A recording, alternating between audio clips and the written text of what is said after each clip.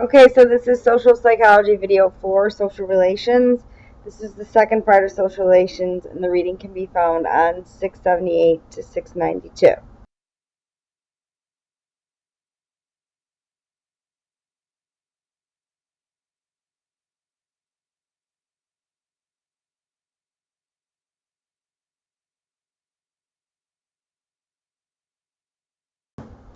Okay, this is going to spend some time looking at attraction. What is the psychology of attraction, and what are different types of love? This is going to talk about altruism, how we help people. Are we usually bystanders? We pass it off and diffuse it on somebody else? Or what are some norms, or why are you going to be more willing to help somebody? And then the last section we'll talk about conflicts we have and peacemaking. What are some ways or reasons for conflict, and what are some ways in which we can solve problems? Okay, so let's start first with the theory of attraction. What causes us to have the connection and draws us to an individual? One theory is the reward theory of attraction, the theory that says we like those who give us maximum rewards or benefit at a minimal cost. According to this theory, attraction is a form of social learning. So you want to be with somebody because the maximum rewards are that they're giving you a lot of attention, you get to hang out, you get to spend quality time, and you don't have to go out of your way and give a ton of, it doesn't cost you a lot in order to do that. Psychologists have identified 3 especially strong sources of reward that predict internal attraction. So there's 3 types of rewards that really cause attraction. Okay, one is usually you're attracted to people who live by you or are in close proximity to you. The idea that people will work harder to make friends with those whom they are closest to. Okay, so physically you live down the block or you see them every day. There's this idea called the mere exposure effect, which is the phenomenon that repeating exposure to a novel stimulus increases the liking of them. Okay, so the more you hear it, the more you're going to like it. So I always think of like a song, and the first time you hear, let's say you hear Taylor Swift's Shake It Off, Shake It Off. The first time you might hear it, you might say, oh, so annoying.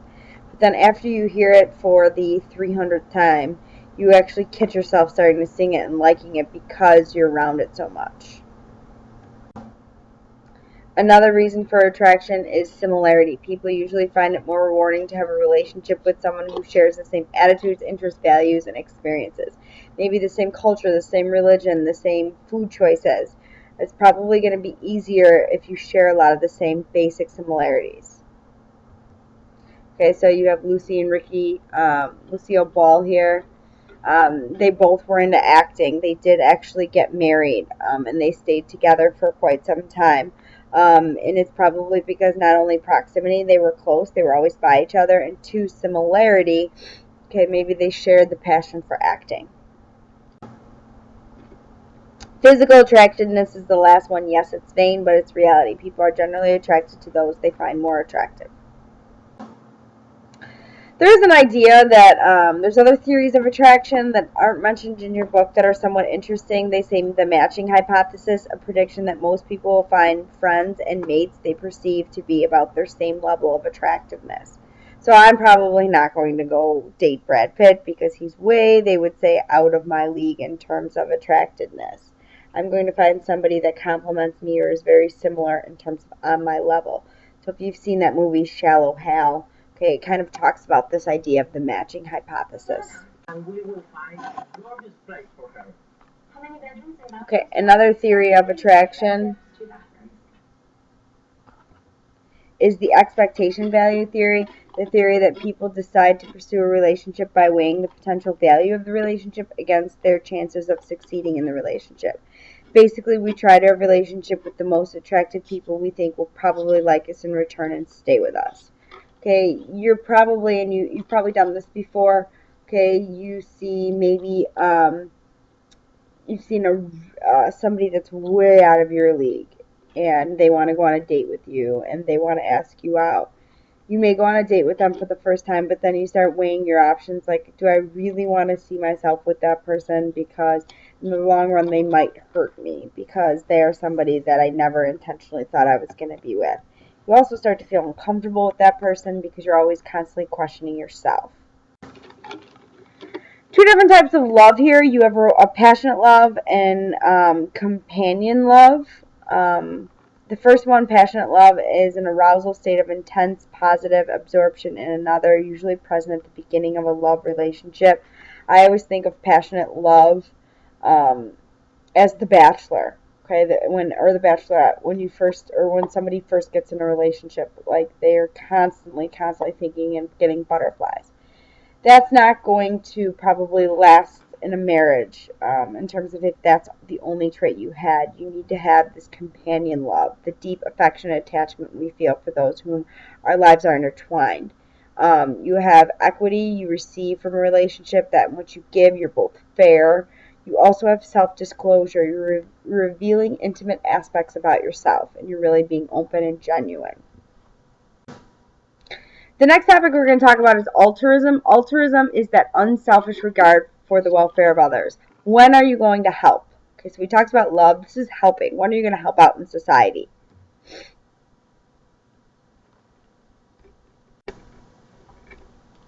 So first let's talk about when we don't help.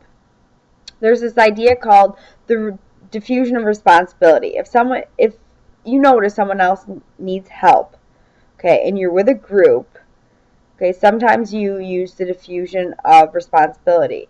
It is someone else's problem. There are a lot of people around. You share the responsibility in helping, and someone will do it. So you kind of pass the diffusion of responsibility, and you become what is known as the bystander effect, the tendency for any given bystander to be less likely to give aid if there's others present. So you have this person laying on the ground, and you have all these people making comments. He really doesn't need help. He'll be okay. I'm just, someone else will handle it. I guess he's drunk. Okay, that at the end, I guess he's drunk is blaming his character as dispositional. Okay, you see that in the fundamental attribution error, which we talked about before.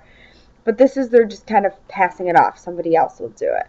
We do this with St. Baldrick's Day. Okay, maybe you don't donate because you think, oh, somebody else will donate the money. Okay. So what are the factors that make us more likely to help? Okay, the victim needs and deserves help. So you have the just world phenomenon. You believe they need help. So if you saw maybe a nun or a priest, okay, or an older person, you feel like they need help. The victim is similar to us. It's a woman. If I saw a woman in need, I might be more prone to help her. Observe someone else helping prior to the situation. So I saw a teacher in the hallway helping a student. I might be willing to help the student. If I don't and I just see the student sitting there crying, I might just walk right by. We're not in a hurry. Okay, we are in a small town or rural area. They say small town, rural areas are more genuine.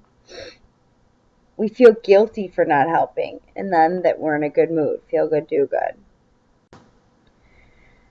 Alright, there are norms for helping, what is known as the social exchange theory, the theory that our social behavior is an exchange process and the aim of which is to maximize the benefits and minimize the cost. So you're going to get a maximum reward and it's going to minimally cost you.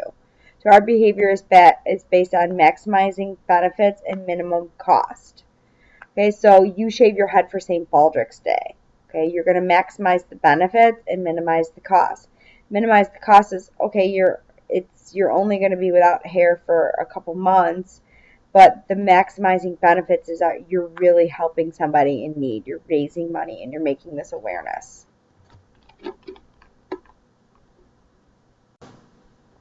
Reciprocity norms is an expectation that people will help, not hurt those who've helped us. So if somebody helps me, okay, I'm going to be more willing to help them. You will help those that help us. You will give as much as you receive. Someone smiles at you, you smile back. You get good service, you're going to give them a good tip. Social responsibility norm is another reason why we help. People will help those dependent on them. Okay, so if somebody's dependent on me, I'm more willing to help them. Children, disabled, elderly, you're more willing to help people who are dependent on others. The last section talks about conflict and peacemaking. In our environment, a conflict is a perceived incompatibility of actions, goals, and ideas. You have a situation that there can't be an agreement. Sometimes people fall into a social trap, a situation in which the conflicting parties each rationally pursue their self-interest and it becomes caught in a mutually destructive behavior. So you and your friend both got into an argument, you both have a standpoint, you're caught in this social trap where you're just going to start destructing yourself more and more and more because you believe your idea is right. Your enemy's perception, the mirror image effect, is their mutually views often held by conflicting people, as when each side sees as ethically and peaceful and views the other sides as evil and aggressive. So the person, let's say I got into a fight with somebody, they would see me just as evil as I would see them. And then self-fulfilling prophecies, a belief that leads to our own fulfillment. Okay, so we have the belief that we were right, okay, and we want to do something in terms of reaching our own fulfillment versus others. Another part on peacemaking, that was conflict is peacemaking.